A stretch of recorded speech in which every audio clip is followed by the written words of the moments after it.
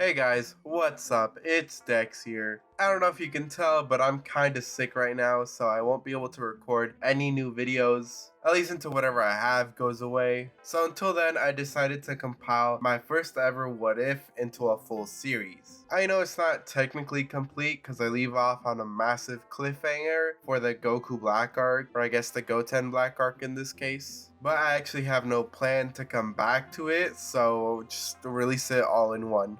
Just hang in there because most of these parts were recorded when I had a shittier mic and I didn't leave out so many errors in my recordings. But yeah, before we begin the video, remember to leave a like, comment, and subscribe. Let's get on with the what if. Everything until Goku arriving at Kame House in Z stays the same, although Goten would be much friendlier to everybody than Gohan was to them. What about Chi wanting to make him into a scholar? I think this is where Goten and Gohan show some of their differences. While Gohan would rather study than fight as a child because of his personality and Chi-Chi's influence, Goten would be more likely to quote-unquote train whenever whenever he wasn't studying. And I say train, but it's more like father playing with his child. Due to this, he'd have a power level of like 3 compared to Gohan's power level of 1. Raditz, upon arriving at Kame House, he still tail slaps Krillin and tells Goku he's an alien. Once he notices Goten, Raditz is quick to knee Goku in the stomach. This angers Goten and he lunges at Raditz, punching him in the face. But of course, this does nothing except to piss Raditz off. Raditz then grabs Goten mid-air, giving Goku the usual speak. Come join me and you get your son back, blah blah blah. You've got 1 day to think about it and get all those dead bodies. Now for the rest of the Raditz saga, I think it would remain pretty much the same except for the minor changes like the rage boost moment. Instead of giving Gohan a 1307, it increased to around 1350. Not really much changes. Goku still dies. Goten gets kidnapped by Piccolo. I do believe that since Goten is meant to be more of a copy of Kid Goku, Goten would be more likely to be better at surviving in the wilderness. Goten and Piccolo would still have the bonding moments. Piccolo would start training with Goten at least 2 months earlier than he did with Gohan. By the time the Saiyans land, Piccolo's power level would increase from 408 to 3,876. This would give him a 9 times increase from Raditz to the Vegeta saga. As for Goten, I'd say he'd be around 1,200, strong enough to face a Cyberman. So with this, Goten would take the first Cyberman. So instead of Yamcha going, it'd be Goten. Mainly because Goten is kind of naive and kind of stupid. This fight would play out similar to that of the Yamcha fight. The only difference here is that it's a little more even. Being naive, Goten thinks he can still get the upper hand, but once the Cyberman gets a hold of him in a bear hug, Piccolo can sense something bad's about to happen, so he rushes in there to pull off the Cyberman at the request of Goten, and then he mouth beams him like he did in the show. So yay, Yamcha's saved for now. As for the remaining Cybermen, they're all killed by Tien, Krillin, and Yamcha. Nappa volunteers to begin the battle himself after all the Cybermen have been killed. The only thing really different is that when Piccolo, Krillin, and now Yamcha set up Goten to blast him, he actually does, unlike Gohan in the original timeline, who is too afraid. Granted, this doesn't really do much to hurt Nappa because he's not strong enough to kill him. Everything remains the same. Yeah, Tien and Chaozu still die, Nappa heads out for Krillin and Yamcha. This leaves them unable to move. Nappa is fed up with all these guys, so he aims his Bomber DX at the little kid, only for Piccolo to step in and show him how much he really cares for the young Saiyan boy. Piccolo dies, saying how proud he is of the young Saiyan boy. Goten and screams out as his body is engulfed by a yellow and reddish aura, making his iris and pupils disappear. This being the semi-Super Saiyan transformation, or the false Super Saiyan transformation. The reason I'm giving him this is because when Boo killed Chi-Chi, Goten didn't really get that mad. I don't think he'd go Super Saiyan just yet. He just got serious for a bit, and he started goofing off with Trunks. This stuns Nappa as something that he is not expecting to see. Nappa turns to Vegeta as the scatter goes off the charts, as it settles in at 30,000. He then lunges towards them, straight towards Nappa, and then Goten punches him in the gut, nearly killing him. Meanwhile, Goku lands by Krillin and Yamcha, giving them a senzu bean. Yamcha mentions that Goku should stop Goten, but Goku replies, saying that even at max power, he's not sure if he'd be able to. Goten then rockets towards Vegeta, sucker punching him straight up, then kicking him down. Goten then lands, and he seems to regain his normal self, as he's confused on what's happening. Goten then notices Goku, and goes to hug him. Meanwhile, Vegeta creates a Power Ball, and becomes a Great Ape. Nappa would not turn into Great Ape, as he's currently facing down on the floor, trying not to die. Goku is badly beaten by the Great Ape Vegeta. The only difference here is that Goku is not fighting alone. He's got Krillin, Yamcha, and Goten. Vegeta's tail is still cut off by Yajirobe though. Vegeta tells Nappa to get his pod and get out of here. Goten turns into a Great Ape. Before Goten turned into a Great Ape, Vegeta is still defeated by getting crushed by Goten. Vegeta still gets away because Goku still wants to fight him. From here, everything continues as it did in the original timeline. The only thing is that Goten would not tell Chi-Chi to shut up. He'd protest against Chi-Chi, but ultimately give in. Yamcha would be convinced by Bulma to take the trip with them, as it would give him some alone time to bond away from the public eye. The day of the launch has arrived. Bulma shows up all ready for space in her spacesuit, while Yamcha and Krillin show up like they're ready to go camping. Goten is there to see him off and say goodbye. I think that Yamcha and Bulma would take this time in space to reflect on their relationship and make it stronger than ever. This will be important later on. A few days later, Vegeta and Nappa land on Frieza Planet 79. There is a fake planet Namek. Meanwhile, Vegeta and Nappa have fully healed, and after Kui tells them about Frieza going to Namek, they head off and try to beat Frieza to the balls. A few days after that, Bulma, Yamcha, and Krillin land on planet Namek. Vegeta, Nappa, and Kui also land on Namek shortly after.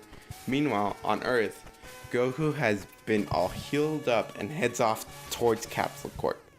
Then Dr. Breeze tells him that there's just a minor few changes and he's gonna need a bit to fix the spaceship. So Goku takes this time to head home, where Goten is home studying while Chi-Chi was at the hospital.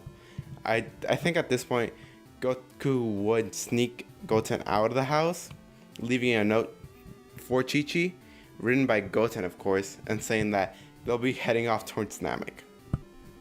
With this, I'll leave the story here for now. Goten almost achieved Super Saiyan, Nappa and Yamcha have lived to breathe another day. At full power, I believe Krillin would be around 2,400 and Yamcha would be around 2,100. Vegeta's power level after the battle on Earth became 24,000. For Nappa, this will increase to closer 15,000, just to keep things a little more even. At this point in the timeline, Yamcha, Krillin, and Bulma have arrived on the planet, as well as the two Saiyans and Qui. I think the events with Krillin and Gohan would happen, but only with Yamcha taking over. As for Vegeta and Nappa, they still take out Kui like normal. After this, they decide to split up and gather the Dragon Balls much faster. Meanwhile, deep in space, Goku and Goten are training within the ship. While training, Goku is trying to pull out Goten's hidden potential, like he showed against the Saiyans. I also think that they would be coming up with some father-son combo moves. Shortly after, Nappa and Vegeta run into Zarbon. At this point, Krillin is on his way to Gru's house with one of Vegeta's hidden balls, and all the dead Z fighters arrive on King Kai's planet. First form Zarbon gets his ass kicked by Nappa and Vegeta until he transforms. Zarbon turns the tide on the two Saiyans. As he is about to leave them for dead, Nappa is able to say that if he bleeds out and Vegeta drowns, Frieza will not be able to find the two balls they have hidden away. Zarbon, knowing what Frieza will do to him, he takes them back to the ship. Krillin is given the ball and a power-up by Guru. Frieza summons the Ginyu Force to Namek. Shortly after, Vegeta and Nappa awake and kill a pool. They come up with a plan that Nappa causes the explosion and leaves, while Vegeta takes the balls from Frieza. Shortly after, Vegeta and Nappa find where Yamcha and Bulma are hiding out as Krillin is heading there, asking them to hand over any Dragon Balls they have. There would be a nice little moment of Yamcha standing up for Bulma even though he knows that he has no chance. Krillin sensing two big power levels near them and one heading there, he decides to leave one ball behind and lands at the same time Zarbon does. Vegeta takes down Zarbon and Nappa takes the Dragon Ball. After this, Krillin and Yamcha head back to Guru's to get Yamcha a big old power up. Nappa and Vegeta fly towards Guru's in a fury when they realize the hidden ball is gone. Meanwhile, the Ginyu Force lands on planet Namek. Gildo is the one that's supposed to fight Krillin and Yamcha, but Vegeta wants none of that, so Vegeta just kills Gildo right away. Raccoon, instead of fighting Vegeta, it's Nappa. It would be pretty cool to see these two huge dudes slugging it out, but Nappa would ultimately be killed by Raccoon's eraser gun. Vegeta stands there, and under his breath he says, "Useless." Raccoon would then go on to fight Vegeta, but this would be a tiny bit closer. Raccoon still beats Vegeta down. Krillin and Yamcha would help Vegeta, while Goku's pod would land not too far away. Now let's look at the Tree of Might movie pamphlet. This movie takes place after Goku and Vegeta's fight and around the time Goku left for Namek. Goku is said to have a power level of 10,000, meaning that Goku's power level in this timeline increased by 9.5 times. His power level goes from 10,000 to 95,000, but as for Goten, he would go from 2,000 to 22,000. When Goten and Goku land on the fight, Goten gives Yamcha, Krillin, and Vegeta a senzu. Vegeta's power goes from 33,000 to 273,900,000, while Goku takes on Raccoon. Goku then goes on to take on Burter and Jace. After Burter's defeat, Jace runs off to get Captain Ginyu. Vegeta then takes out Burter and Raccoon. As Captain Ginyu and Jace approach, Goku tells Krillin, Goten, and Yamcha to go get the balls. Midway to Frieza's spaceship, Krillin brings up that Goten should also get the Guru power-up, so Yamcha and Goten head over there while Krillin heads to the spaceship. The whole Ginyu Goku situation happens while Goten gets the power-up and Nail fights Frieza. Krillin is somewhat able to hold his own against Ginyu Goku. Goten, Yamcha, and Dende shortly show up afterwards. I think that Goten would show up and think Krillin and Ginyu Goku were just training. But Yamcha points out that this isn't Goku. Goten is able to give Ginyu Goku more of a run for his money, while Vegeta takes out Jace and finally Ginyu Goku. Everyone eventually gets back into their own bodies. Vegeta puts Goku in the healing chamber, while Frieza finishes up beating up Nail. Goten, Krillin, and Dende summon Porunga a lot earlier. By the time first form Frieza shows up, Goten has a power level of 176,000 and slowly growing. Vegeta goes on to take on Frieza, then he transforms. Second form Frieza still impales Krillin and is about to death beam Goten, but Yamcha pushes him out of the way. This means Yamcha takes the blow. Frieza stands there calling Yamcha and Krillin useless trash. Goten tells Frieza to shut up or he'll kill him, but Frieza keeps teasing him. As Goten is about to snap, Piccolo shows up. Goten then would hug Piccolo as he'd be happy to see him. Frieza is allowed to transform and Piccolo gets bodied. Everything till Frieza transforms again is about the same as Dende is killed and Vegeta is making all the wrong moves as he is taken down. Since this is happening a few minutes earlier than the original timeline, Goku is still in the healing chamber, unable to do anything. Meanwhile, Piccolo, Krillin, and Yamcha try to team up on Frieza like they did against Nappa, while Vegeta is broken on the floor. This team up of course doesn't do anything to Frieza. Yamcha gets backhanded, Krillin gets whipped by his tail, and Frieza grabs Piccolo by the head with his foot. Frieza stomps him down to the floor. Piccolo is left unconscious on the floor as Frieza turns to Goten. Frieza mentions how he's getting bored of them. Goten gets into a ready stance, similar to Goku. Goten makes one final charge against Frieza. He then backhand Goten, sending him flying back. Frieza begins charging a ki blast as he gets closer, and we cut back to Goku, who can sense everything that's going on, breaks the healing chamber, heading over to save Goten. Frieza finally launches the blast at Goten. Goku is barely able to manage to save Goten in the last second. Goku is visibly hurt as his power level is not at 3 million quite yet. It's more like at 2 million.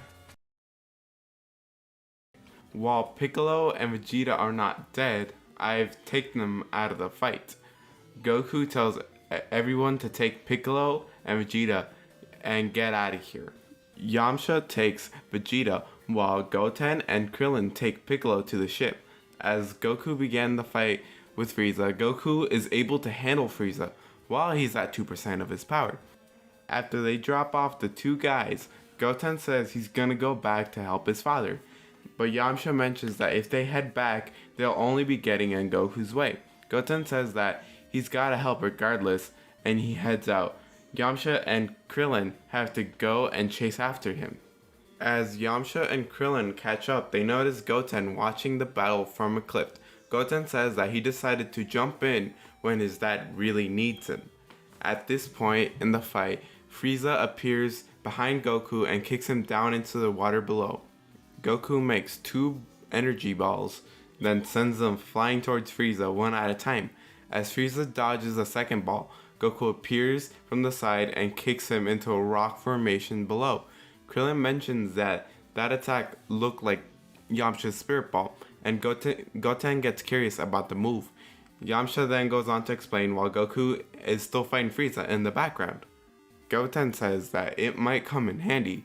From here we cut to Goku standing there running out of breath. Goku has raised both hands into the sky. Goten wonders if the spirit bomb will work on a planet with little life as Namek.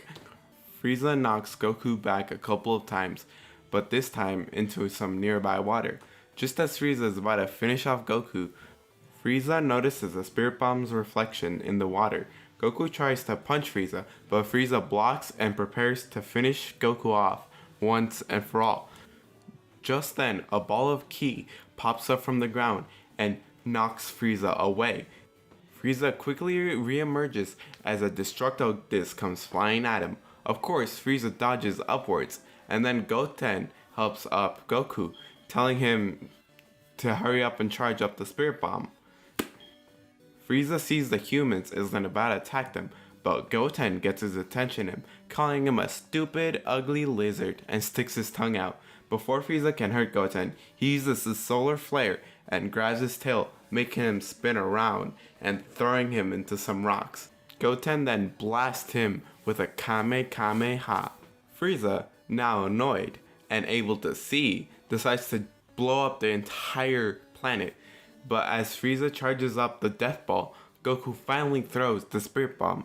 Krillin and Yamcha were fine and climb onto a rock. Wondering where Goku, Goten, and Frieza are, Yamcha notes that he cannot sense their ki, but then spots them climbing out of the water onto a nearby rock. Goku says that they should go home and that he is very proud of Goten for being able to hold off Frieza like that. Frieza, still alive, standing on a cliff in front of them, and immediately fires a death beam which strikes Yamcha in the chest. Frieza laughs and says that none of them will be able to escape, and then grabs Krillin. As Goku watches in horror, Frieza kills Krillin with a single explosion. We get the most iconic moment in Dragon Ball, the stance of a Super Saiyan Goku. He tells Goten to get Yamcha and take him away. Goten disagrees and says he wants to stay and help. Goku then gives him the death stare, and this scares Goten. He ultimately gives in, and before he leaves, he promises to come back. The fight between Goku and 50% Frieza goes about the same till Frieza powers up to 100%. Goku as a Super Saiyan is at 100 million, while 100% Frieza is at 120 million. The fighting rules are reversed between the two. Goten returns from not only dropping off Yamcha, but Bulma at the ship.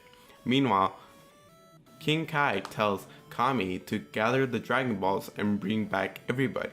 Goten sees his father get beat down and almost get killed. Goten began to get flashes of how everybody was always protecting him from dying, and he could never do anything. This finally triggers the Saiyan rage within him. He screams the black off his hair. Goten, now with a power level of around 46 million, rockets towards Frieza, catching him off guard just enough to move him away from Goku. Goten then helps Goku up as Frieza regains his composure. Goku says that he told Goten to get away. Goten then gives him the same look that Goku gave him, then replies that he is his father and his hero. If Goku dies, then so does he. This shocks Goku, but it flatters him a bit. Goku agrees to fight, but says that if things get too dangerous, Goten should run. Goten agrees as they take on a fighting stance. On Earth, Mr. Popo summons Shenron and asks him to revive everybody who was killed by Frieza and his men. This brings back all the Namekians, even Nappa. Frieza is having trouble fighting both Goku and Goten, as both of them are more used to using combo moves. They are able to outlast Frieza, and he eventually turns back to his 50% form. Dende then heads to Porunga and makes the wish to move everybody to Earth. Everybody is wished back to Earth. Dende would be healing everybody from their injuries, while Guru explains that they're on Earth to the other Namekians. While Goten is there standing, still as a Super Saiyan, wondering how he got here and what happened to Frieza.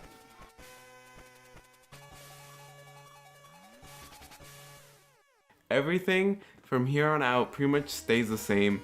The Namekians create themselves a new planet Namek. Tien and Chaozu are finally revived alongside with the Namekians creating their new planet and heading over there. On Earth, Vegeta and Nappa live not too far away from West City, so like out on the outskirts. Also, Goku doesn't know the instant transmission in this timeline. This means the Cell arc will be also very different from the original timeline. I hope I've written this to be a little more of a dramatic arc. I don't know if it's gonna turn out that way, but I hope it did. After almost a year of peace, the humans have gone back to their normal lives, while Vegeta and Nappa have trained hard to achieve the Super Saiyan transformation. They're not quite there yet. Goku and Goten are, however, touching on the door of grade 2. But one day, everybody senses two massive keys heading towards Earth, and all 11 of them head out to the northern wastelands. Upon landing, Frieza walks out and notices about a few miles away he can see 11 figures. Goku, Vegeta, Goten, and Piccolo fly up to Frieza and King Cold. However, they are stopped as another person rockets past them and lands in front of Frieza. This other person is revealed to be a future Gohan. Frieza orders his minions to destroy the Earthling, but before they can, they are killed by Gohan, who tells Frieza that he'll be the one to destroy him. But Frieza mocks Gohan and asks him to move aside. He wants to fight Goku and his little brat. Gohan says that he will not be fighting them, but instead a true Super Saiyan. Gohan then powers up into a Super Saiyan and punches Frieza, similar to how Goku punched Frieza. This sends Frieza flying into a nearby rock formation. This angers Frieza, yelling at the monkey as he charges up a supernova. But Gohan appears in front of Frieza with a smirk and says, "No you don't." He punches Frieza straight to the ground, with Gohan following him right behind. Frieza gets up and sees Gohan's hand with a ki blast charging up, similar to Super Saiyan 4 Goku and Baby. He says, "Time to put you on ice," then blasts Frieza away and turns to King Cold. Like in the original timeline, King Cold, fearful of Gohan, asks him to join as Frieza's replacement, but of course is rejected. King Cold then states he'll leave Earth and never come back if Gohan lets him go. Gohan says, "Sure, why not? Leave and never come back." Then he blasts him, but not with a regular blast, but instead a Kikoho. Gohan then blasts the ship and powers down, looking up towards the Z Fighters, and greets them as if nothing happened. The Z Fighters are shocked that Gohan killed Frieza so easily and that he's a Super Saiyan. He then reveals who he is to the team because there's no real reason for him to hide his identity with them. Goten is really happy, but also really confused. Gohan, with tears in his eyes, hugs Goten for a really long time. And then Vegeta and Nappa then start yelling at the boy about how he can go Super Saiyan before them. After Tien tells him to shut up, Bulma asks why is he here then. Gohan then asks Goku to transform with him, which both of them do, and Gohan attempts to strike Goku. They do a small little sparring as they're almost identical in power. He concludes that Goku is indeed powerful and he can tell him about the androids and the heart virus. Piccolo suggests that they are gonna train really seriously this time. Bulma suggests that they use the Dragon Balls to locate Dr. Gero's lab and destroy the androids, but Goku disagrees that they should train their hardest and give it all they can when the day comes. Vegeta tells Goku that he'll fight the androids too, and once this is all over, he'll settle things with Goku. Goten then asks Gohan if he'll be staying with them to help him train, and Gohan says yes, as he remembers growing up without Goku, and Goten even keeping a similar haircut to what Goku kept, as a sign of like hope and a remembrance to his father. Everyone simply agrees to train and defeat the androids with their own power when the day comes. From here we cut to a few days after. This time Goku and Goten try to convince Chi-Chi to keep Gohan around, not really telling him who he is and all. But after telling her who he really is, Chi-Chi gets upset that she raised another fighter and not a scholar. Gohan then tells her that he's really enjoyed studying more than fighting. Gohan asks Chi-Chi to let Goten train with them for the next 3 years, and that after the androids are defeated, this timeline's Goten and Gohan will be able to live in peace and become scholars. Chi-Chi allows Goten to go and train with him, with this certain condition, that after this is done, they will become scholars and stop fighting. During the 3-year time skip, the 3 Saiyans have been able to achieve grade 2 of Super Saiyan. Gohan in the time has been born into the timeline, but with the revelation of baby Gohan, well, it's not really a revelation, but this gives Yamcha and Bulma the idea to start trying as well. We are now at South City, to where everybody shows up and are far stronger than the original timeline. But the androids are also far stronger than the original timeline because of Goten showing off that false Super Saiyan transformation against Nappa. Jiro was able to make him and his creations far stronger than in the original timeline. Everything until Goku and the rest of the Z fighters land on the wasteland to fight the androids is about the same, meaning Yamcha still gets Yamcha'd, and on the way there, Goku starts feeling the heart virus. But from here, Goku powers up to become a Super Saiyan, and Jiro is somewhat shocked because of the power, but shrugs it off as really nothing. When Goku begins his fight with Android 19, they are on equal footing, but as the fight drags on, Gohan and Piccolo sense that something is wrong, that they noticed something is taking away Goku's energy. The heart virus has also begun to take a toll on Goku, and he has to resort to grade 2.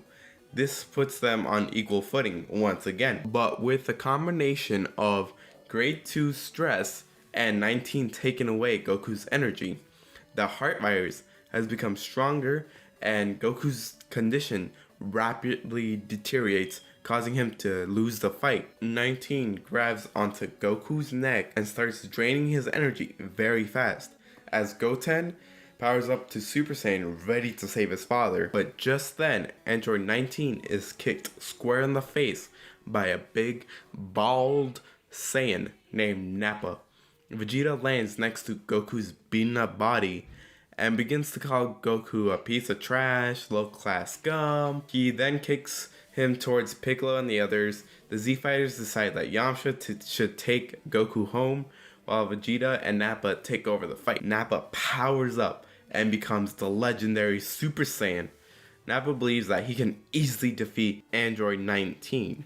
Vegeta agrees with Nappa as he turns to the washing machine and tells him it'll only take an instant for Nappa to defeat 19. But it took grade 2 Goku to be able to be even on 19's level. So a grade 1 Nappa won't be much match for him.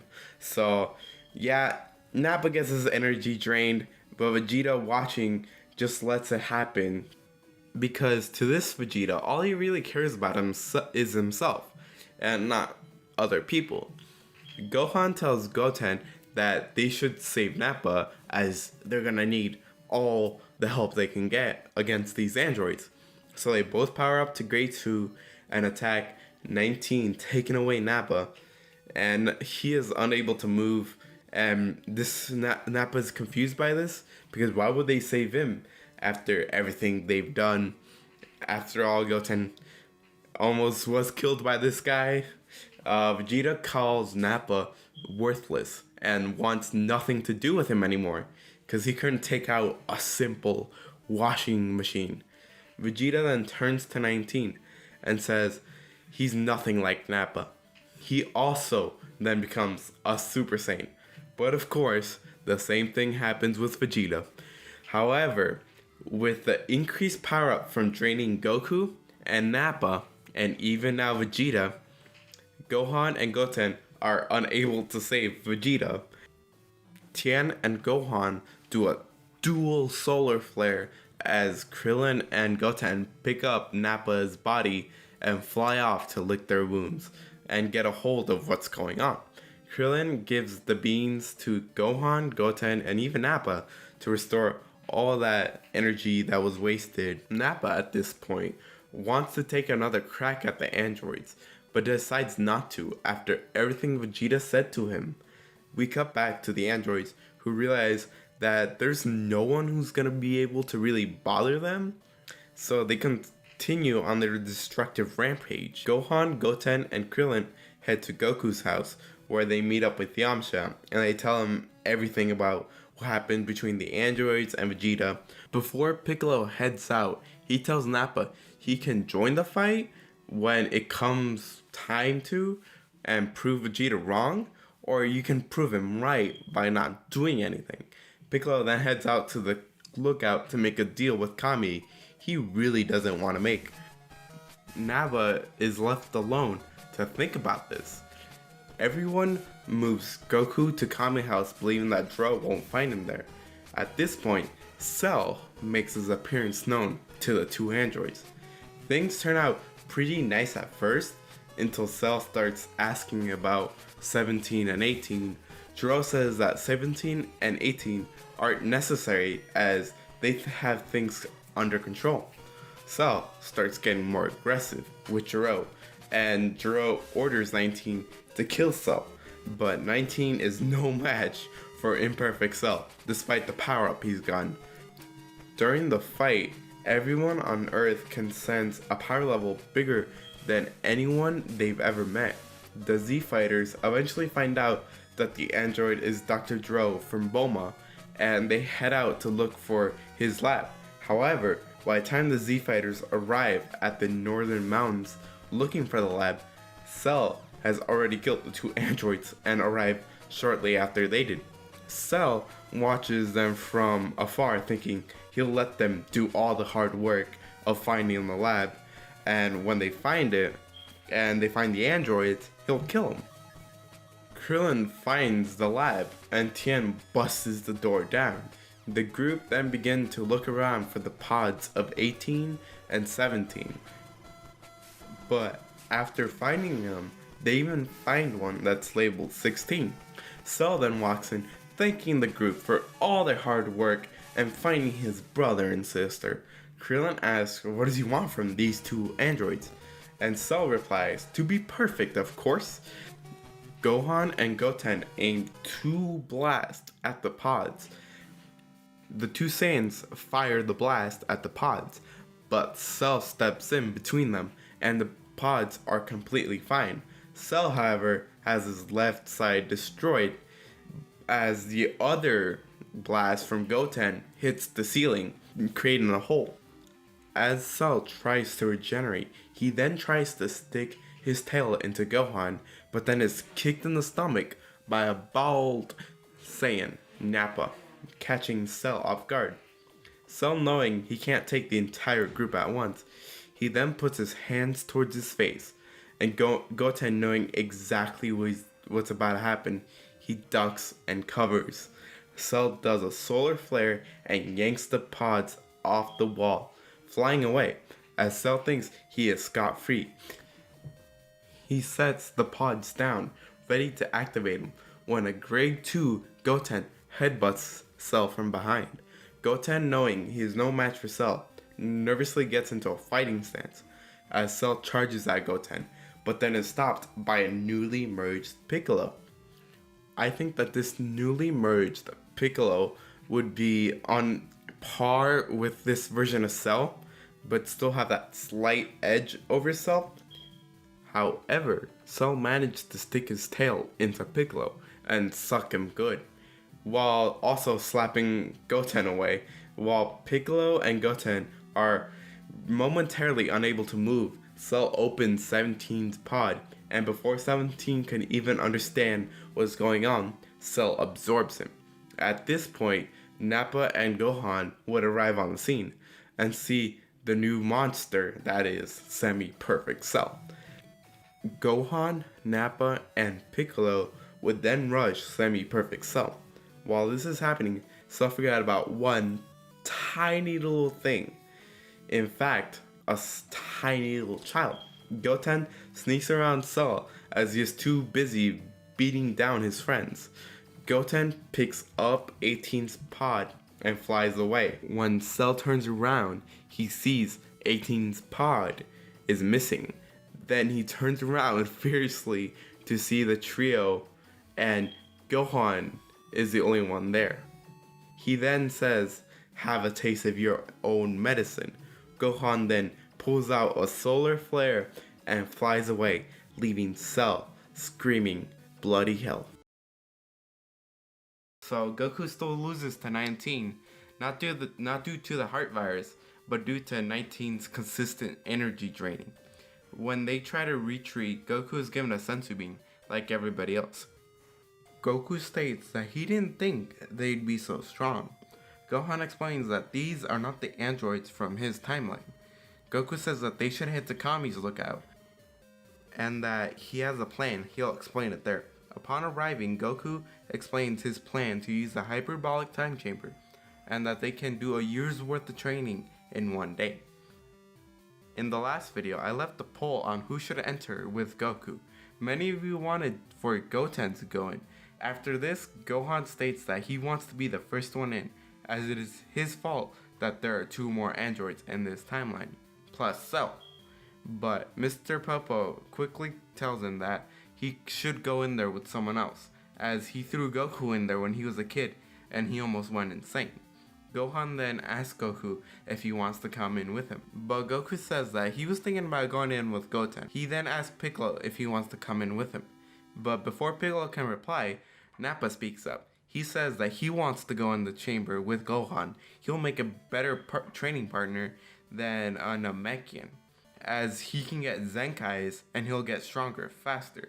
After thinking about it, he hesitantly agrees, as he did hear stories from his older brother about Nappa. From here, the events that I detailed in the last part happen, only with Goku taking the role of future Gohan, and Krillin taking Nappa's role. Cell shows up and takes care of 19 and 20. The team heads out and finds Zero's lab, with Cell waiting for them to find it. After finding them, Cell attacks them and gets away with the 2 pods. Cell absorbs 17 and Goten gets away with 18's pod. 1 solar flare later, and Cell is yelling to the high heavens. From here we see Goten arriving at Capsule Corp with the pod.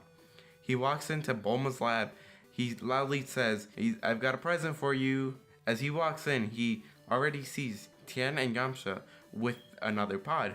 Goten sets down the pod, asking why did they take this one. Yamcha replies, well, Cell isn't after this one, and maybe Bulma can reprogram him. And hey, after all, that's 1 vaguely strong android on our side. Bulma tells him that it'll probably take a day to reprogram both of these androids. Because of all the firewalls and Kill Son Goku codes, it's gonna take a while. Shortly after, Goku, Krillin, and the newly merged Kamikolo arrive and are brought up to speed. I do think that they would hit upon the idea of destroying the androids. However, after Krillin gets a good long look at her, he tries to put that idea to a stop. Ultimately, they decide to wait it out, wait for Gohan and Nappa to exit the chamber. Goku, Goten, and Piccolo make their way to the lookout undetected. Krillin, Tien, and Yamcha stay behind in case Cell were to show up there. What is Cell doing in the meantime? Well, he's sucking people and blowing them up. He's sucking the life essence out of people, and after not finding 18, he'll blow up the city. It's pretty much a waiting game that, at this point, this pretty much goes on for a while. After almost a day, 16 is fully activated, and instead of his prime being to kill Son Goku, it's to protect. They slap a Capsule Corp sticker on him, and he's ready to go. However, this left Bulma exhausted, and Dr. Briefs tells him that he'll take over. She should go and rest. And how hard can it possibly be? Oh, Mr. Briefs, you have no idea. A day has fully passed now. Cell has grown to be stronger and more frustrated. At this point, future Gohan and Nappa walk out of the time chamber. Gohan has hair resembling the hair he had in the Saiyan saga. Goten says, wow, he wants long hair like that one day. Nappa walks out with more of a goatee than a mustache. They're brought up to speed on everything that's been happening so far, and they head out to confront Cell, who is currently making his way to West City to politely ask Bulma to make him a time machine. Meanwhile, Dr. Briefs finally activated the newly mind-wiped 18. However, Dr. Briefs mentioned that he wasn't able to fully wipe everything. 18 is completely disoriented and asks what's going on. But Yamcha accidentally lets it slip that her brother was killed by a green bug man. This sends 18 into a fury and breaks down a wall with her newly found strength. She hops away with Krillin, Tien, and Yamcha following shortly behind. Would 16 follow? No, I don't think he would. He would be ordered to stay back to protect Bulma and Capsule Corp. While this is happening, Goku and Goten finally enter the chamber. 18 is able to make it out just outside of the city before they run into Cell. This causes panic between the humans as Cell is multiple times stronger than he was before. Tien says he's got a plan, but once he gives the signal, they run away as he flies up. Cell tries the whole using 17's voice on 18, which clearly wouldn't work. Cell's ready to pounce on 18. Tien yells, "Shin Kiko!" Oh, that's Adora Shin! Yeah, that was the signal. So, Krillin grabs 18, and with Yamcha they fly off. Once Tien runs out of energy, he falls, and Cell begins the hunt for 18. But Yamcha and Krillin don't realize that they just made it easier for Cell to find them. Cell rockets past them and stops them dead in their tracks. Yamcha is punched and Krillin is tail slapped away. With 18 in his grasp, he is once again stopped by Nappa and future Gohan. Cell goes off on how you pests never die. Nappa walks up to him ready to fight him, but Gohan states that he's putting a lot of trust in Nappa not to mess it up. Nappa powers up to grade 2, and even though he's not as strong as grade 2 Vegeta, he can still put the hurt on Cell. But Cell can sense that Nappa isn't exactly the smartest of the Z fighters, so he begins to appeal to Nappa's sane side. Cell tells him that if he had the chance to reach his perfect form, he would become a worthy adversary, and he claims that Nappa would be no match for him. Nappa, just like Vegeta, falls for Cell's trap. Gohan, enraged, powers up and blocks Cell from getting to the android. As he charges up a Kamehameha, Nappa tells the half-breed to stand down and to let him. I can beat him even if he's in his perfect form. Gohan yells out to him, "You're crazy!" However, Cell takes his chance to use another solar flare and finally gets to 18. Cell finally achieves his perfect form. Perfect Cell then knocks Krillin unconscious with a mere kick. He is also able to take care of Nappa pretty fast. Perfect Cell then encourages future Gohan to show all of his strength. As Gohan charges up, we cut to the inside of the time chamber. Goten wants his father to fight him at full power. Reluctant, Goku turns into a Super Saiyan and prepares to fire a Kamehameha at Goten. He does so, and Goten is able to hold it off. Goten's power level spikes up for a second to double the power of a Super Saiyan, firing the blast back at Goku. Back at the battlefield, Gohan has reached grade 3. Cell quickly finds the flaw in Gohan's new transformation. After outrunning Gohan, Cell announces the Cell Games. But there is one major difference. Once you get eliminated, you die. So yeah, this is gonna change some stuff. Gohan helps everybody except Nappa, as he is helped by Krillin because Gohan doesn't really want to speak with him right now after all he did. Around this time, Goku and Goten would exit from the chamber. Goten's hair would be more grown out to look at like it was at the end of Z. When they come out, Piccolo asks how was the training, and Goku says that he saw something within Goten, a power further than Super Saiyan. He just needs a small push. Not much happens between the 10-day time skip, except Tien and Yamcha take a turn in the time chamber.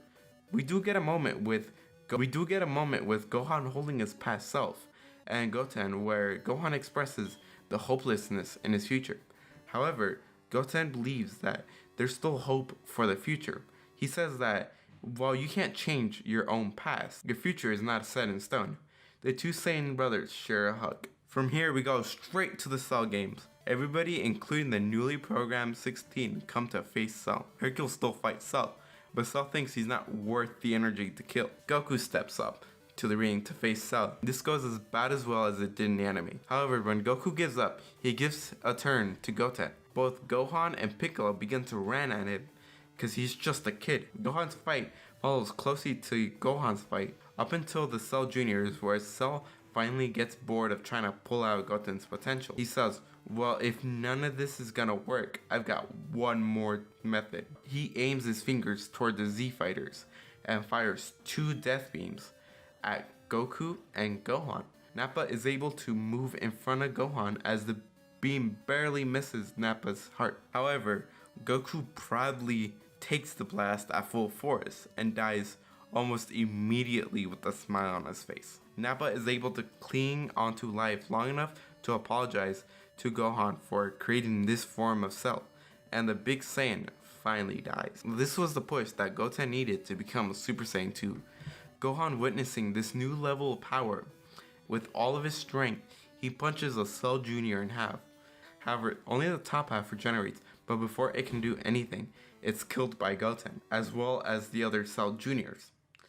After Goten kills them, he goes for Cell and begins to wail on. Cell manages to fly up and fire Kamehameha downward. As the blast gets closer, Goten closes his eyes. He begins to remember what he is fighting for.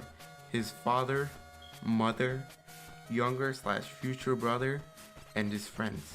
As the blast gets really close, he fires back with another Kamehameha. But this time, he actually says it right. Unlike in the anime where this almost destroyed Cell, here Goten completely destroys Cell. And with that, the Cell games have ended. In the following days, they head to New Namek to wish everybody back to life. Both Nappa and Vegeta are brought back to life, but Goku elects to stay dead, like he did in the original timeline. When future Gohan leaves to go back to his future, he is given the ship that they travel to New Namek, so they can use their Dragon Balls. We pick up shortly before future Gohan leaves back to his own timeline. Future Gohan thanks everybody for everything they've done. Bulma takes this opportunity to announce her pregnancy to everybody. Gohan tries to hold back his tears as he knows that he's done right in this timeline. Goten, Chi-Chi, and the baby Gohan hug future Gohan one last time. As this gets very emotional, everybody jumps in and joins the hug. Nappa stands next to Vegeta and puts his hand on the prince's shoulder. After the group hug, future Gohan is given a capsule and he leaves from this timeline. Shortly after, Bulma walks up to the newly revived Nappa and Vegeta. She asks the two if they'd like to stay at Capsule Corp and work for her as bodyguard. She is gonna need the extra pair of hands. Why would Bulma be offering them to stay? I think after Nappa sacrificing his life for future Gohan, Goten would put in a good word for Nappa. At this point, I do think Goten would have forgiven Nappa for killing Piccolo way back in the Saiyan saga. Nappa would happily accept this offer from Bulma. Vegeta is kind of forced to, as Nappa makes him, because at this point, Nappa is stronger than Vegeta. I mean, it's either that or going back to live in the woods, and I think the prince would want to at least stay in a house. Over the next 7 years, many things have changed in Dragon Ball. First, Goten now has his GT hairstyle. He is also able to find that sweet spot between training and studying. However, because he spends his time studying, Goku has had the time to surpass him, even if it's just by a little. Vegeta and Nappa have also had the time to catch up. They're not as strong, but they're pretty close. This means from strongest to weakest, it's Goku, Goten, Nappa, and Vegeta. Next, Bulma has given birth to a healthy baby girl, who they named Bra because in Yamcha and Bulma's relationship, she still wears the pants. Unlike most people, in my what if, I'm gonna make her a fighter. How and why? I do think that Bra would look up to Goten, her father, and her 2 Saiyan bodyguards. Bra is very rarely, if ever, used like this, so I'm gonna give it a shot. As for Gohan, he's a little less antisocial than he was at the beginning of Dragon Ball Z. He does train every now and then with Goten, or whenever Bra comes over. He sorta got a little crush on her, and just like him in the original timeline, he can't go Super Saiyan at this age. In this timeline, 17 never got destroyed in the Cell games. He did get badly injured, but nothing Bulma couldn't repair. 16 now has a nature reserve that's owned by Capsule Corp, which is like good PR. 17 helps out too, and that's how they begin their little bromance. Krillin and 18 still get together and have Marin. That's pretty much everything that's happened between the 7-year time skip.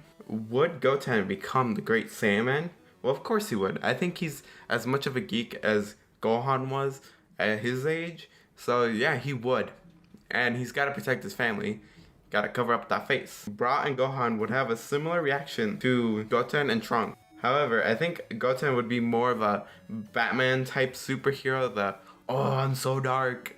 What about the relationship between Goten and Videl? Well, I think in this timeline, they wouldn't get together as this isn't really Gohan. I think instead he would get with her friend, Ursa. But this doesn't mean that Videl gets thrown to the wayside. She would eventually find someone, probably her other friend, Sharpener, or maybe Barry, I think his name was. She still blackmails Goten into teaching her and Gohan, eventually, to how to fly. She would also force him to join the next Budokai. Once Goten goes around telling everybody that Goku's coming back for a day, everybody begins to train to compete within the tournament. On the day of the tournament, everybody shows up. Bra is sitting on 16 shoulders as the Breeze family approach the Sun family. When Goku shows up, we get a similar moment between Gohan and Goku. Goten still makes the rule that no one should be able to become a Super Saiyan, as the whole Cell Games thing, they don't want to get discovered. Gohan and Bra still have to compete within the junior division. We move into when they're doing the punch machine after Piccolo. The judge calls out for someone called Junior. Out of the crowd walks out a fully grown Cell Jr. This leaves everybody in shock. In the last part, I mentioned that future Gohan punched the Cell Jr. in half and that the top half regenerated. This is the bottom half that decided to regenerate after the Cell game. If Cell is able to regenerate his top half without his head and that little nucleus, so why can't the Cell Juniors? So basically, it played dead. So when it walks up, the judge plays it off as really bad cosplay. You know, his skin is blue when it's supposed to be green. His little crest is too small. Junior stares at Goten with an evil smile. He then proceeds to break the punching machine. Gohan and Bra still blast through the junior division as they are the finalists. The fact that Bra made it this far shocks Videl, as there's a little girl out there with so much fighting potential. The fight between Gohan and Bra is pretty entertaining towards the audience. Ultimately, Gohan gets the win, and this does wonders for his confidence. Bra gives him a hug and tells him she had so much fun. Everybody else is really happy for him and congratulates him. Now on to the adult division. The first match is Krillin versus Nappa. Nappa is the victor, but Krillin doesn't go down so easily. To which Nappa, after the fight, compliments Krillin on his new hairdo. The next fight is Piccolo versus Shin, which goes as well as it did. It wasn't even a fight, it was just a stare down. The next fight is still Videl versus Popovich, and unfortunately that doesn't change. One senzu bean later and Videl's up again. So yeah, not much changes here. Goten steps into the ring against Kibito, who demands that he transform into a Super Saiyan. Upon doing this, Goten is assaulted by Spopovich and Yamu, who proceed to drain his energy and fly off. He doesn't really need to go Super Saiyan 2, as Goten has been training, therefore he'd be a lot stronger than what Gohan was as a Super Saiyan 2. When Goten was assaulted by Spopovich and Yamu, the gang head after them. In this timeline, Krillin does not go with them.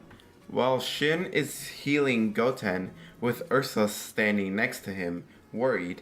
Upon getting healed, Goten hugs Ursa, telling her that it's fine now, he's okay. But before he leaves, Goten tells the kids to stay behind and not follow them. But Gohan and Bra protest, saying that they want to be there, the more the merrier. But they're held back by Android 16, so they're not allowed to leave. Upon catching up with his friends, we get to meet Deborah, and you know what that means. Kibito dies, Piccolo and Nappa get turned into stone, and it's up to them to kill Deborah and turn Nappa and Piccolo back to real human beings, or I guess back to normal. When they get into the ship, Junior takes on Pui Pui as he's trying to show off his energy to Goten, you know, trying to show him how strong he is. Although he just took out Pui Pui, which isn't much of an accomplishment, Goku still takes on Yakan and easily beats him, more or less. Still the same way it goes in the original timeline. And finally, Goten fights Deborah. Vegeta does not get to fight yet, but he will eventually. Unlike Gohan, Goten is able to easily fight and defeat Deborah. However, he does not kill him. Instead of killing, Goten asks him if there's any way to revert his friends without killing him. At this point, Junior begins to basically ridicule him for being such a nice guy and having a soft heart. Goten and then Junior get into an argument, and while they're arguing, Deborah contacts Babidi via telepathy. Deborah tells Babidi that the big blue bug man will work just great. Goten then turns around to Deborah and is about to blast him to get his friends back to normal. But just then, Junior screams out in pain. He falls to his knees, holding his head. This distraction allows Deborah to get teleported away with a smirk on his face. Although Junior struggles, he ultimately stands up with the Majin symbol on his forehead. The five of them then are teleported away to a desert plain at Goku's request. When they are teleported, Goku and Goten transform into a Super Saiyan 2. Goten tells Vegeta to go with Shin to stop Majin Buu from being hatched, to which Vegeta can sense Majin Jr.'s energy. He knows he's no match here, so he goes with Shin. Before they fight, Junior states that he can finally finish what his father started. Goku, standing side by side with his son, remarks that this reminds him of when they fought Frieza. Check out part 3 for that in the description down below or in the playlist. Meanwhile, with 18 actually winning the tournament this time around, Gohan, Bra, Yamcha, Krillin, 16, and 18 make their way to the battle. They would run into the stoned Piccolo and Nappa. Bra, upon seeing Nappa, begins to cry. Remember, Nappa and Vegeta are like her second fathers, uncles if you will, Uncle Nappa and Uncle Vegeta. She is comforted by Gohan and Yamcha, telling her that everything will be okay.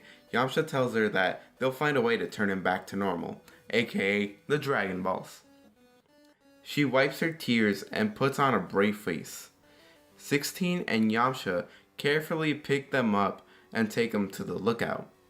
But back to the battle, where Goku and Goten are barely able to hold their own against Junior. Because he's like really strong right now.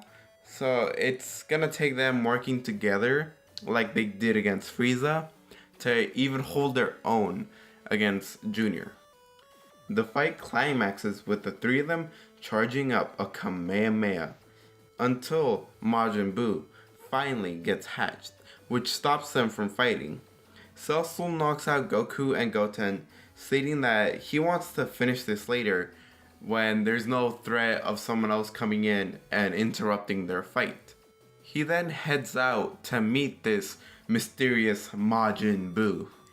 When Junior arrives where Majin Buu is at currently, he kinda starts making fun of Majin Buu, calling him a mindless child, only taking orders from someone, and it kinda like what he was doing back in the Cell Sagas when he was listening to his father, giving him orders.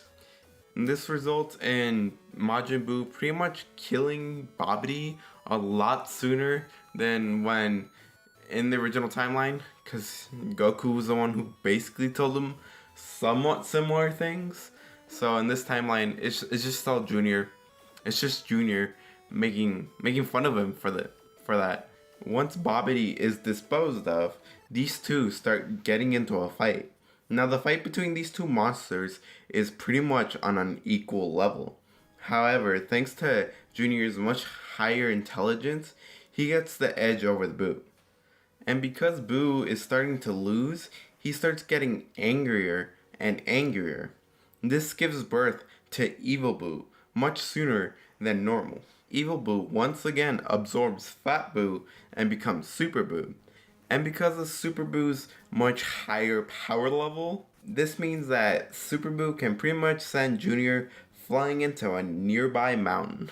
Majin Jr. tries to put up a fight, but is unable to really fight him, as Super Buu at this point is just much greater than he is. At this point, 18 and Krillin deem it too dangerous for the kids to even get involved, so they head back to the lookout. However, Super Buu begins to grow tired of fighting Junior, so he charges up a small vanishing ball and sends it at him. Super Buu's small vanishing ball creates a giant crater in the ground, and unable to sense Junior's energy, Super Buu begins to just freely roam the earth as he's got no real purpose because he hasn't fought Goku and had that promise of some really strong dude showing up one day and, well, the next day and fighting him. So Super Buu, what he's doing at this point is just really turning people into candy and eating them until he either eats everybody or he gets bored of this planet and decides to blow it up. After some time has passed, Goku wakes up and he takes Goten to the lookout, where everybody is waiting for them. Goku, with no real choice, begins teaching Bra and Gohan the fusion dance. Why not Goku and Goten, or Nappa, you may be asking? Well, Nappa's so much bigger than him, which makes it kind of questionable on whether the fusion would work or not. So he wants to be 100% safe, and Goten is still unconscious of all things. I think Nappa would definitely be looking at how they do the fusion dance, but I don't think he really would want to do it. He's still a Saiyan after all. Once Goku starts teaching the basics, I think this is when a really messed up Junior shows up. He says that he used up too much energy in the fight and isn't able to fully regenerate. So he's gonna have to stick with them, whether he likes it or not, to fully heal. Now with Bra and Gohan being much stronger than Goten and Trunks, and with Goku's guidance, the fusion goes off a lot smoother. No fat fusion here. Once they perform the fusion just right, we get the fusion of Bra and Gohan, Brahan. With the power that Brahan is letting out, it attracts a certain pink blob. Super Buu then races to the lookout, but this power also awakens Goten, and he walks out where everybody else is looking at Brahan. With Super Buu arriving at the lookout, Goku sends the kids into the time chamber. Junior knows that he is no match here, so if Super Buu decides to go off the handle, Junior knows that he won't be able to stop him. So, to survive, Junior makes his way into the time chamber with the other kids. Goku, just like in the original timeline, requests Buu to wait a while for the true challenger to show up. Like in the original timeline, Buu waits 30 minutes. And with Goten pretty much awake now, because he was passed out in the previous part, this is where I think Goku would begin to teach Goten the fusion dance. But because it's Goten's first time learning this, obviously he doesn't get it right the first time, so we get a failed fusion. I don't know what to call it, but it'd be like the skinny version of whatever the fusion would be. But after the 30 minutes, they unfuse, and Buu starts getting very impatient, wanting to fight that strong guy. While Goku does offer to spar with him, while Gohan and Bra get ready, he knows that he can't beat him in Super Saiyan 3. But Goku decides to power up to Super Saiyan 3 anyways, giving Gohan and Bra a few extra seconds, I guess. Buu, however, states that Super Saiyan 3 Goku is barely stronger than that big blue bug man. Buu really wants to fight that warrior. That's why he's here, to fight them and not Goku. So eventually Goten does give up and demands Buu to follow him into the chamber. Everybody questions on why he's gonna take him. Goten says that he knows Gohan and Bra won't waste time. He trusts and puts faith on them. However, he is worried because they are kids, and Gohan can't even go Super Saiyan. Meanwhile, in the land of the Kais, Vegeta has been going under some special training. And if you've seen the Buu saga, you know where I'm going with this, if you know what happens to Gohan. Now, everything that happens in the time chamber really just plays out similarly to how the original timeline went. The only difference is that Piccolo doesn't blow up the door inside the time chamber, so they can still get out. Eventually, the battle between Super Saiyan 2 Brahan and Super Buu ends up on the lookout. The fusion is smart enough to find ways to dodge Super Buu, like creating new attacks, but eventually, due to Brahan using large amounts of energy to try to stop Buu, completely disintegrated him and everything, they aren't able to, and they defuse. With fusion pretty much failing on them, it's now down to Goten, Goku, Piccolo, Nappa, and Junior to stop Super Buu. Goku requests Piccolo, Nappa, and Junior to stall for some time. He wants to try something and see if it'll work, but he's gonna need some time. Piccolo tells the other two that he has a plan and pulls out a small bottle, while Goku and Goten takes the kids away to a safe area. While Piccolo talks about his strategy with the other two, Super Boo's there just kind of laughing at them. Is like, oh, you think you three can stop me? I beat that fusion over there, and they were stronger than all three of you. Super Boo rushes at them, but Junior gets in front of Super Boo and uses his solar flare. This allows Nappa to get behind him in a full Nelson. But as Piccolo gets the Mafuba ready, Nappa begins to sink into Super Boo. However, before Nappa can be fully absorbed by Boo, Piccolo tries to hit them both with the Mafuba, or the evil containment wave, whatever you want to call it. This hits one of them, and Nappa gets sealed away. Unfortunately, Boo had pushed Nappa in front of him, so he had moved his body around Nappa to push Nappa in front of the Mafuba. Boo then proceeds to kill Piccolo and Junior. I mean, Junior does try to put up some kind of fight, with his solar flares, his Destructo Disc. He even tries a final flash on Boo, but nothing works, and they're both killed. But before he leaves, Boo swallows the bottle that Nappa is sealed away in. Boo then proceeds to go look for Goku and the kids, but because there's not really that many living creatures on Earth right now, since Boo pretty much killed all the humans, it's not that hard to find them. When Boo arrives, he sees them getting ready to perform the fusion dance. Gohan and Bra fly up to Super Boo to try to install him while their father, I guess friends, perform the dance. But Boo just pretty much slaps them away like if they were fodder, which they kind of are. But however, he is unable to stop Goku and Goten from performing the fusion dance. So we get the fusion between father and son, known as Goten. Goten wastes no time and powers up to Super Saiyan 2. Having knowledge of Piccolo's death for his second time, Goten wastes no time as he punches Super Boo in the gut, and he moves his hand around a bit, feeling for the bottle that Super Boo had, until ultimately Goten rips the bottle out of Super Boo's stomach and he throws it at Gohan. And then Goten begins his beatdown on Super Boo. Just punching him left and right, throwing him through mountains, just giving Super Boo all kinds of hell.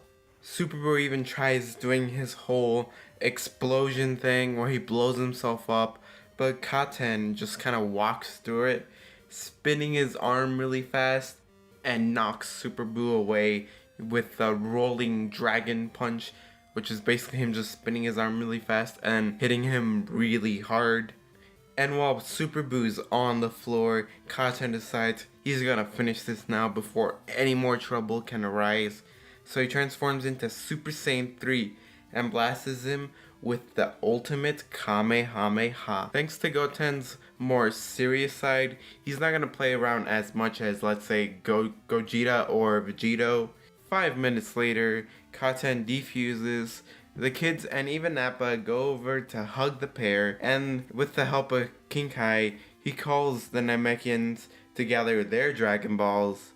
And once they've gathered the Dragon Balls, which would be like who knows how long, maybe 20 minutes later. But once they've gathered the Dragon Balls, their first wish is to bring back everybody killed by Boo, except for the most evil people, of course. The second wish is used to bring Dende to Earth so they can get Dragon Balls again. Because in this timeline, Dende hadn't gone to Earth during the Cell Saga.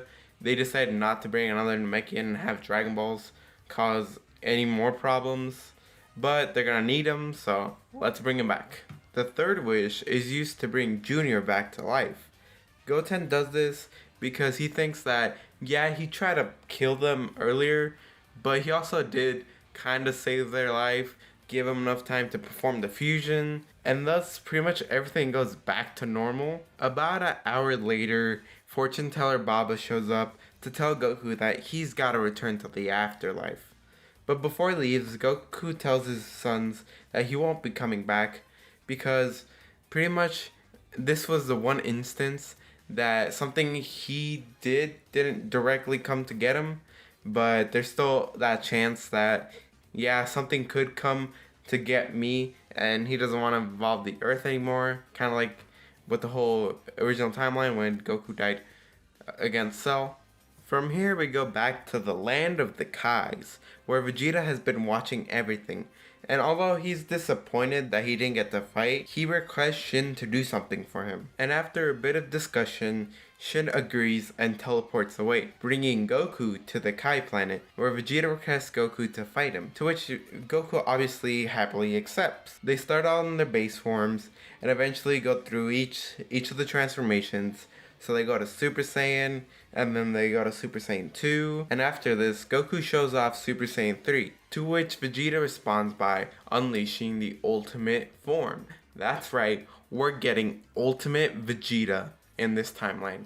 I mean, I had to give him something since he didn't really do anything in the last two arcs. He will become more important as Super goes on. This pretty much puts Goku and Vegeta on an even playing field, since Vegeta throughout this entire arc has been a lot weaker than Goku. But Vegeta's power in the ultimate form just keeps on rising.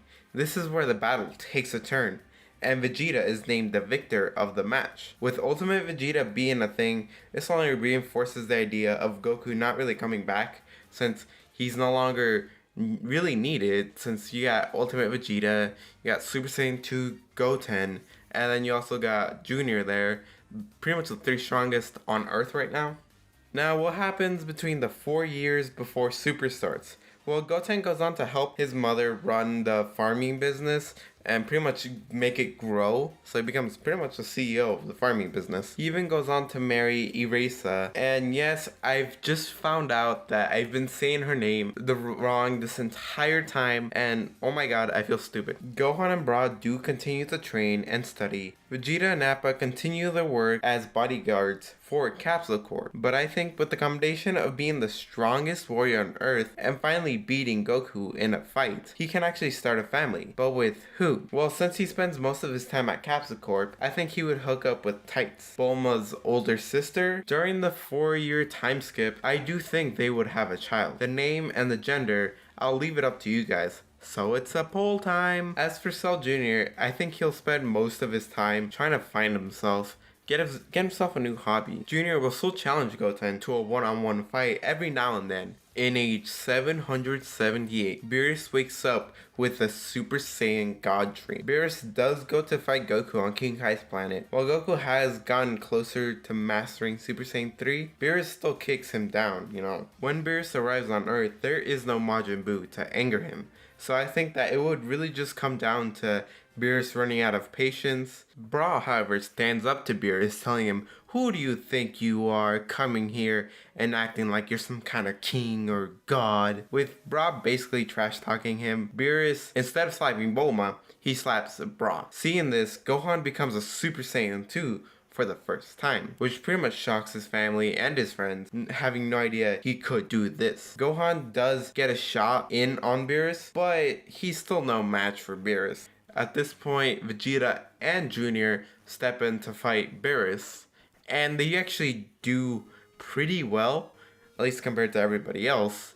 But there's still no match. They try to finish Beerus off with a Final Flash, perfect Kamehameha combo, but it does nothing.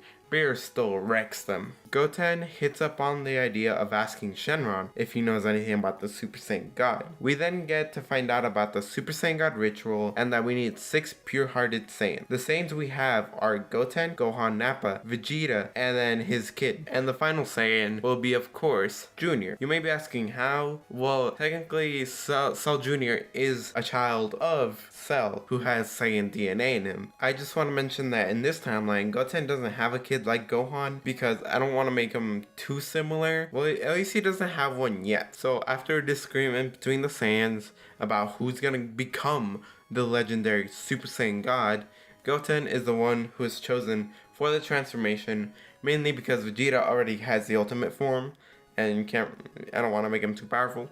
So the Saiyans hold hands and they all pour their ki into Goten, and he becomes a Super Saiyan God. Beerus goes over to congratulate Goten on becoming the Super Saiyan God, but Goten says nothing.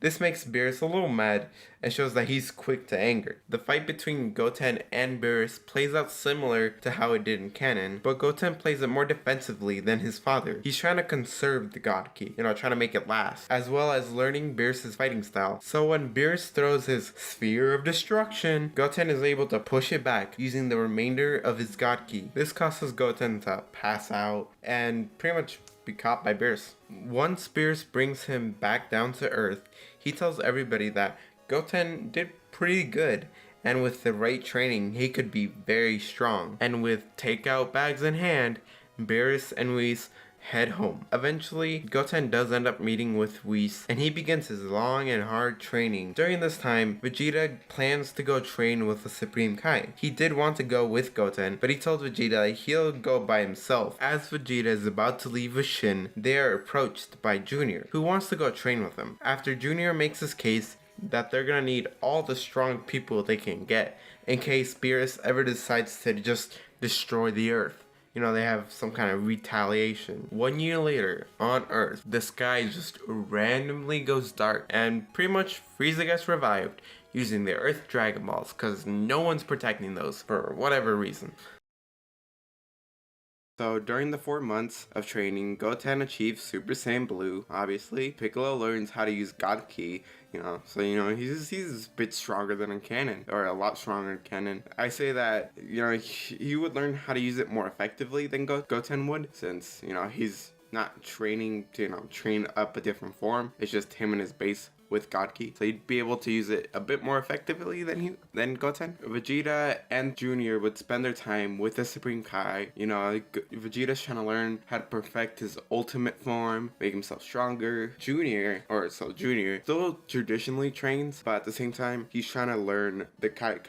Basically instant transmission before the Supreme Kais. Since I don't know whether all of Cell's techniques transferred over to Cell Junior, that's a good way to get Cell Junior with instant transmission, except with Kai. So, just like in the original timeline, the newly revived Frieza lands on Earth, when everybody else seems to be, gone. Anyone who can oppose him is off planet. And most of the Frieza soldiers are pretty much gotten rid of, thanks to Nappa being around in this timeline. So, yeah, it seems pretty easy for them. Nappa in his Super Saiyan form can even hold off to Goma and Shishimi. But as Nappa's teaching these youngsters a lesson, and don't fuck with us, he gets shot through the chest because of Sorbet. I think Sorbet would do this because I don't think he'd want to see his top men, get defeated by, a dirty freaking Saiyan. So because Nappa gets shot through the heart, he falls to the floor. As Nappa tries to get up, a frog appears in front of him, and it spells out something in the dirt. Change now! Well, that's right, Ginyu has made his comeback. But to Goma not knowing what just happened, he squishes the frog with his foot. As Shishimi kicks Ginyu away, and the Z fighters go pick him up and give him a senzu bean, because they think it's their old buddy Nappa. Gohan tries to help the elderly Saiyan up, but he is met with a fist to the face. Ginyu then gets up and announces that he is Captain Ginyu of the Ginyu Force, and he has made his comeback. After giving his story to Frieza on how he survived Namek, he then turns his attention to the Earthlings with Tagoma and Shishimi. And oh boy, do they wreck the Z Fighters. The last one standing is Gohan, and he is barely able to stand. Ginyu, knowing that Gohan is on his last legs, moves to finish him off. But just in the nick of time, he is punched in the gut by Vegeta. As the quintet of fighters finally show up, Gohan falls over in exhaustion. But he is quickly caught by Goten, saying to Gohan, "I'm sorry I wasn't able to arrive on time, but you fought great. Now get some rest." Goten then hands him over to Cell Jr. and he pretty much tells him to take him and the humans to Korn's tower, to get them some beans. And Cell Jr. pretty much starts arguing with him that, he wants to stay and fight that really strong guy, Frieza. He doesn't want to be, a freaking an ambulance. Meanwhile, while they fight, Vegeta pretty much ignores them and goes off to challenge Frieza as soon as they got there. Frieza questions, "Oh, where's Goku? I want to fight Goku, not Vegeta, the Prince of Nothing." Vegeta pretty much just tells him that Goku's been dead for a long time and he ain't coming back. But they don't need Goku to pretty much stop Frieza, as Vegeta can do it himself. He's a strong, independent Saiyan who need no Kakarot. I think that's the cringiest thing I've said throughout these videos, so let's just continue. Piccolo pretty much just turns his attention to any remaining Frieza soldiers and pretty much goes off to attack them. The fight with Frieza and Vegeta pretty much starts off with, Frieza in his final form and Vegeta in his Super Saiyan form. And then Vegeta, trying to, show off to Frieza, shows off his Super Saiyan 2 form. So, "Oh, Frieza, you gotta be scared now." But Frieza's like, "Nah, man, here's my golden form." The fight would obviously be in Frieza's favor, as Super Saiyan 2 Vegeta isn't enough. So he decides to go Ultimate, to which Frieza's actually surprised that, Vegeta isn't using Super Saiyan. He's gone back to his base form. And as their fight continues, Vegeta does figure out that, the golden form, Frieza's golden form, drains too much energy, just like in canon. However, Vegeta's not fast enough to dodge his attacks and gets decimated. This does mean that Goten has to step in and pretty much save Vegeta with Super Saiyan Blue. And I do think that he would be able to hold his own against, golden form Frieza, at least, not die. It does take Goten a little longer than what it would take Goku to, pretty much take Frieza out of his golden form, which effectively leaves Frieza defenseless against Goten. Goten pretty much stands over Frieza, and he pretty much tells him that all those years ago when he killed Krillin and nearly killed Yamcha, he already had sealed his fate. It's too bad Frieza isn't fighting his father, because maybe then his father would let him go. But Goten is not as merciful as Goku will be. Meanwhile, Piccolo has pretty much no problem taking out Ginyu, Tagoma, and Shishimi. And, Junior finally arrives from pretty much taking the kids, the humans, to Korn's tower. He becomes really upset that, he missed out on all the fighting. Frieza's pretty much being taken care of by Goten. The Ginyu, Tagoma, and Shishimi have been taken care of by Piccolo, and Vegeta's on the floor. But as Junior watches the speech Goten's giving, he notices a little blue man with a ring taking aim at Goten. He quickly teleports over, grabbing the man's hand, telling him no outside help. That's cheating, as he blasts Sorbet to the next dimension. And at the same time, Goten proceeds to kill Frieza. After this, Goten convinces Whis to allow Vegeta and Junior to train with them. Sometime after, the group gets the Namekian Dragon Balls and revive everybody who died, during the fight. Bam! Golden Frieza arc done. Let's move on to the next arc. For the most part, the Champa arc pretty much starts off the same. The only difference is how they pretty much get to the idea of starting a tournament, with Junior pretty much mentioning that they should sell this the way his dad sold this, with a tournament. And yeah, it's kind of a stretch to get there, but we're getting there regardless. And so, with a tournament of Destroyers set, the last thing they need to do is gather the final member. And yes, I won't be using Monaka because Goten already has kind of inspiration to keep fighting since Vegeta and Cell are here. Goten tells the team that he already knows exactly who he wants the last member to be. Goten, with the help of Junior, heads to Earth and heads straight for Capsule Corp and speaks to Gohan, who's playing with Brock. Gohan isn't exactly thrilled about joining, but after a pep talk by Brock and Nappa and Vegeta's kid, who who you guys wanted me to name Vegeta Jr., so that's what we're gonna keep it. So he's technically Vegeta the 5th. They pretty much tell him, oh, it'd be so cool if you joined. We get to see you fight at full power. And yeah,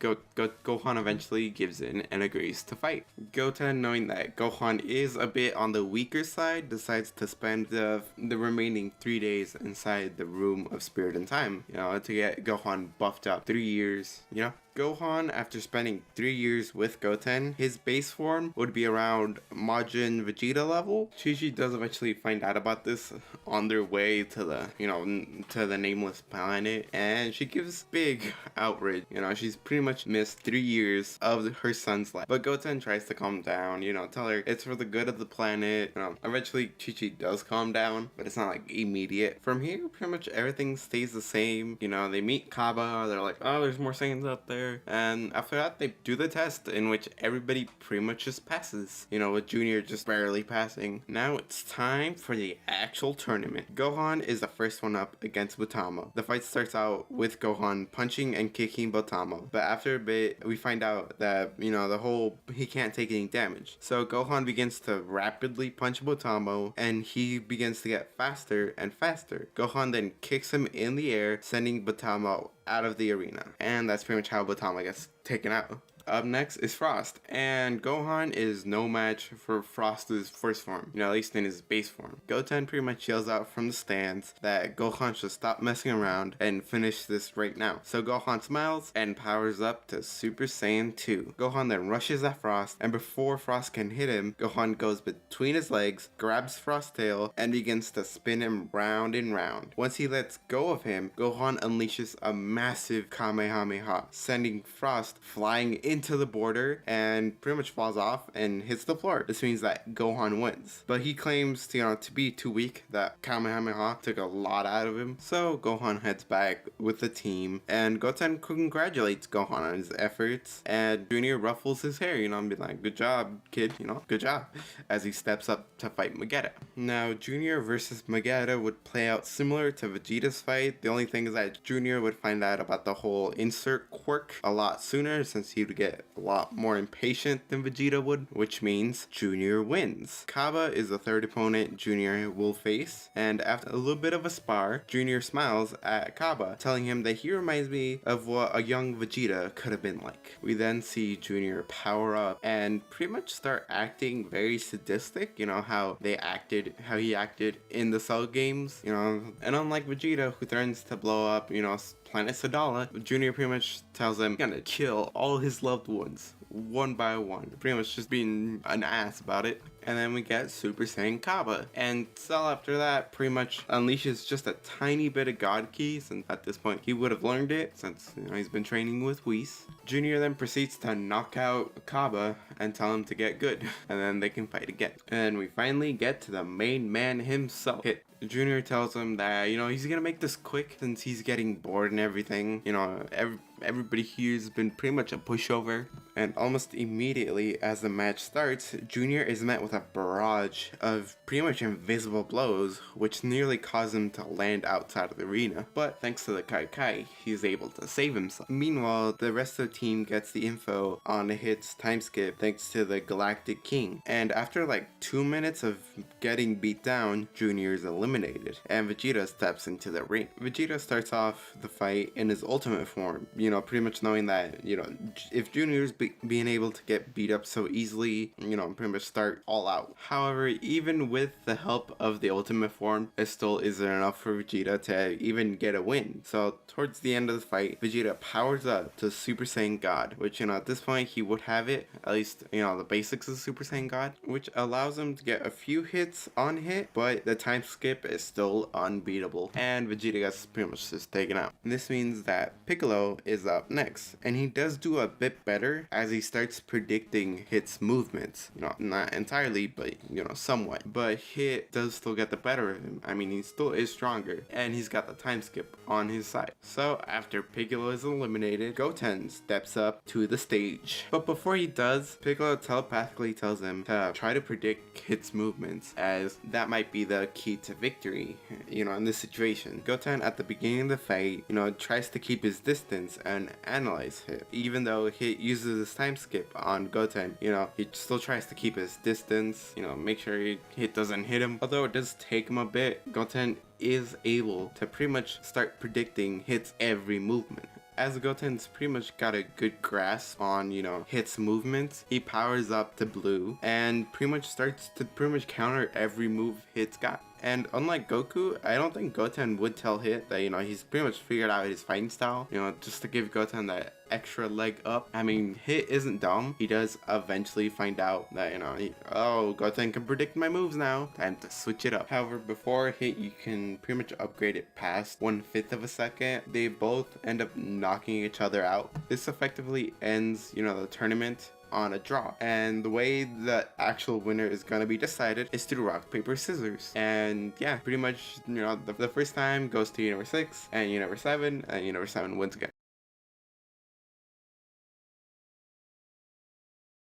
So in this timeline, Gohan doesn't show up to kill Frieza and King Cold, since he hasn't been born yet. It's down to Goku and Goten to defeat them and restore peace on Earth. Once Frieza arrives on Earth, he is met with a father and son duo that caused him so much anger. Goku tells Frieza to get out of here, or else him and his big buddy over there are going to be sent to Hiffle. Frieza tells him that the only ones going to hell here are him and this dirtball of a planet. He then orders his men to hunt down all life on this planet while he fights them.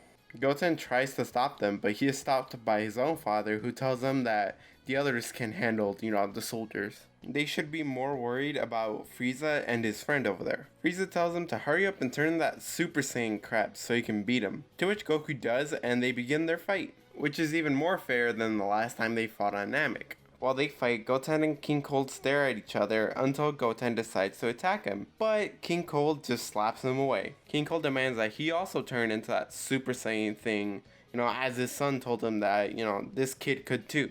Goten happily does so, and goes in for round 2.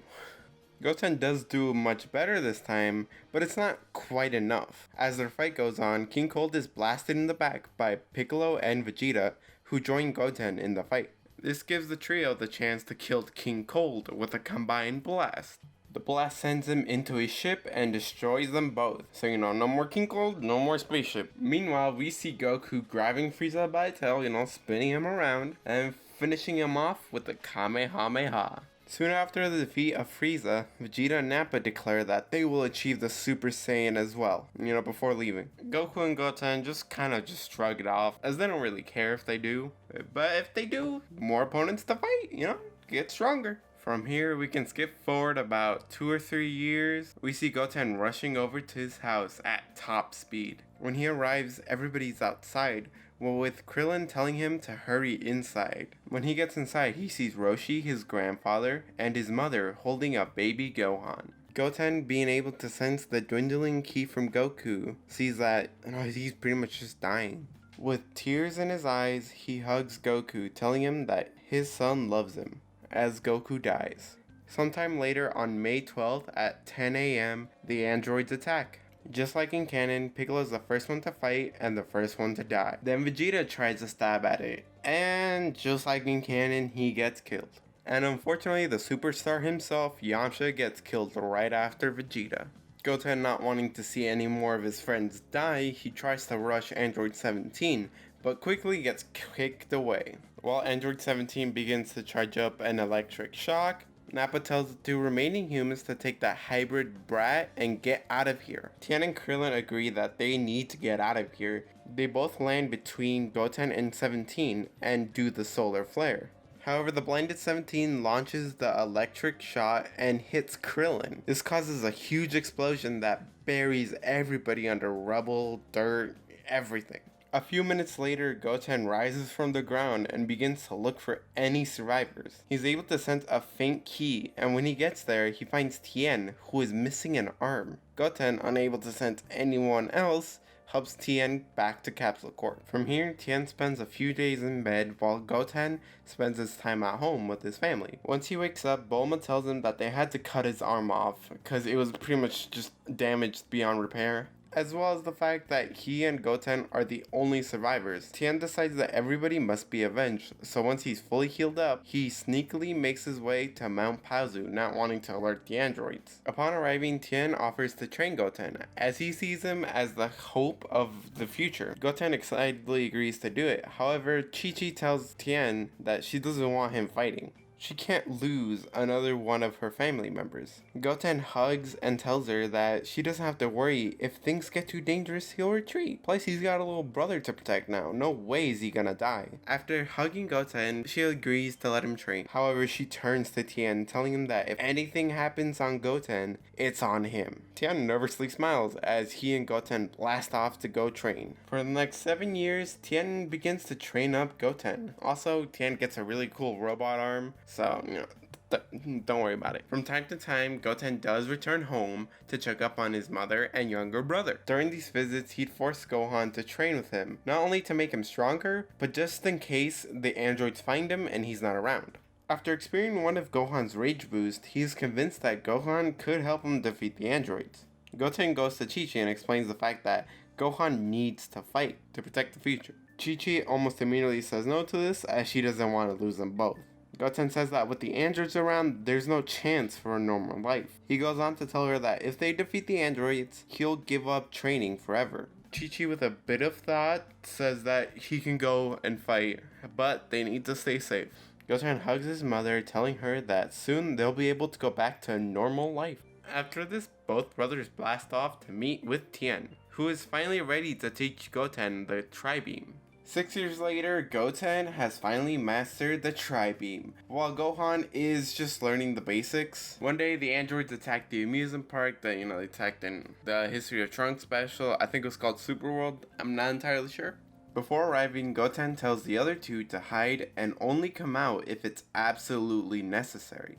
Goten decides to face Android 17 alone. It becomes apparent really quickly that Goten isn't stronger than 17, but he is able to take control of the fight.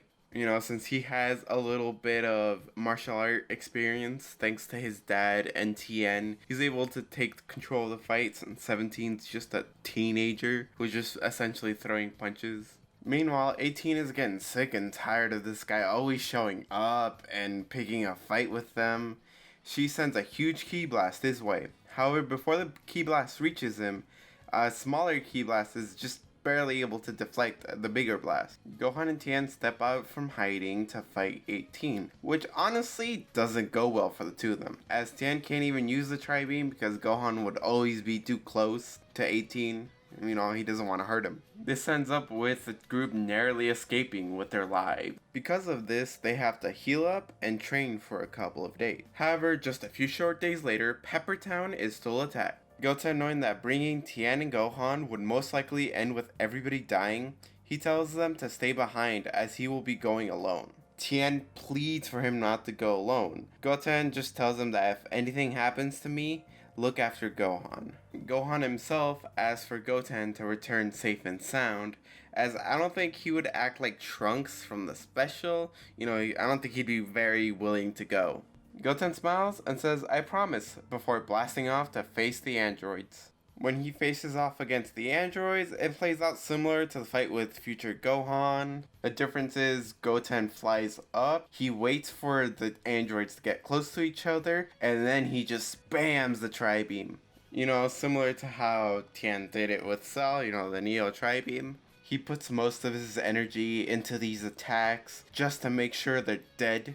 However, as the dust settles, he sees a massive green ball that has the androids inside.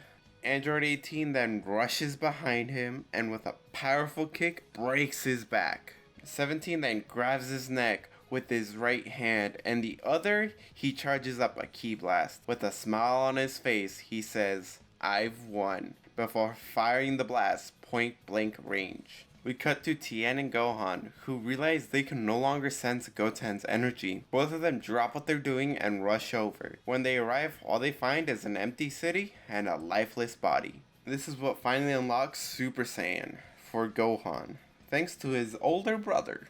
From here, just like in the special, we skip forward 3 years where we see Gohan trying to help Bulma with a time machine. Unlike Trunks in canon, I don't think Gohan, or at least this version of Gohan, would rush off to fight the androids. Once the time machine is ready, Gohan hugs his mother, says goodbye to Tien and Bulma, and hops onto the time machine to head back in time. This is when parts 4 and 5 take place, so yeah, I don't know what else to add here. Upon arriving back to the future, Gohan goes to greet everybody.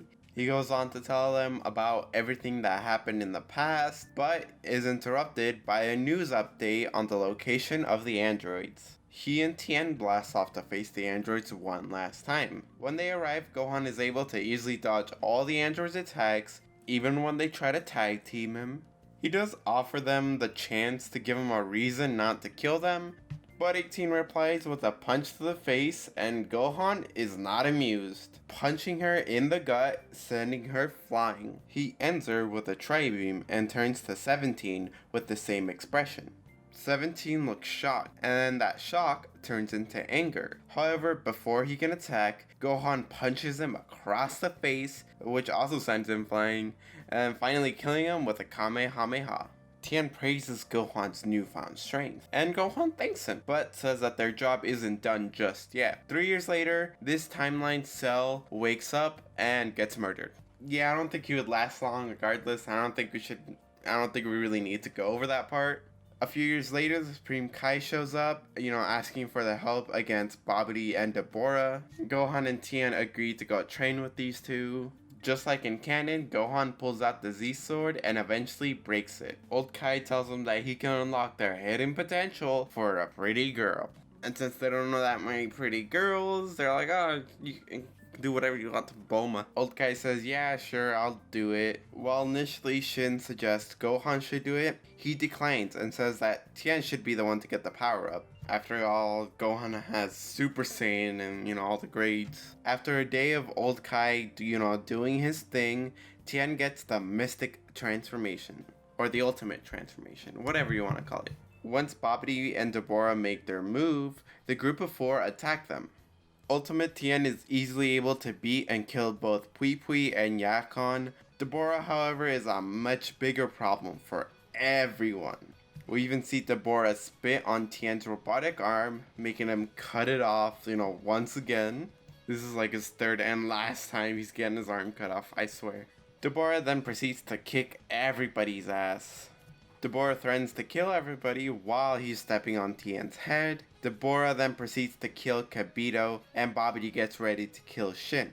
This awakens Super Saiyan 2 within future Gohan. He then turns the tables on Deborah, ending their lives with a Kamehameha. After running out of energy, he goes to check on Tien. Gohan helps him up, and they go to help Shin. Unfortunately, as they approach, a single ki blast hits Shin, which kills him instantly. When Gohan and Tien turn around to see where the blast came from, on top of a mountain, they see a man in dark clothing with a wicked smile. And that's the end for this series. I hope you guys really enjoyed it, because I remember when I first was writing this, I enjoyed it too. So the reason I originally stopped writing this what if was because it felt like I hadn't changed enough to justify continuing the series. To me, it just feels like I retold Dragon Ball just slightly different, and I just really wasn't okay with that. This series still holds to be the longest what if series I have on the channel. 9, technically 10 parts is still the longest to have on the channel. Hopefully I'll break that eventually, because